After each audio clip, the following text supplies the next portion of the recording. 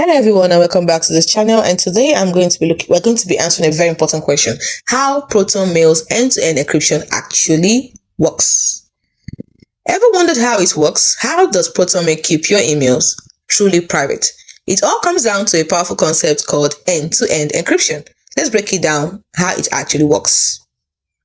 With standard email services, your message is like a postcard. It's encrypted on its journey, but the provider can read it while it's on their server. Your privacy is based on their policy, not on mathematics. While Proton Mail is different, your email is encrypted on your own device before it ever leaves your browser or phone. This means it arrives on Proton's server already locked shut. Since they don't have your password, they can never see the key to open it. This magic happens using public key cryptography. Every Proton Mail user has two keys: a public key, which is listed in a digital directory for anyone to find, and a private key, which never ever leaves your device and is protected by your password.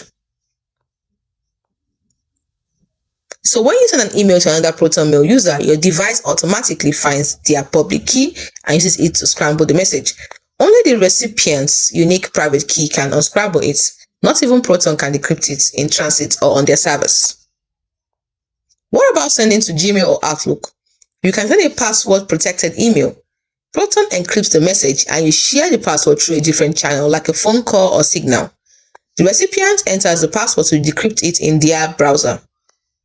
So to recap, end-to-end encryption means your emails are scrambled on your device and only unscrambled by the intended recipient. Proton Mail provides the tools but never holds the key, or in this case, keys. So your privacy is yours to protect. Hope you found this video helpful. If you want to try Proton Mail, head on to proton.me/mail and sign up. And once you're through signing up, you can go and download the apps. Now, if you want information about this, you can check out videos on how to sign up on Proton Mail and how to download the apps. Hope you found this video helpful.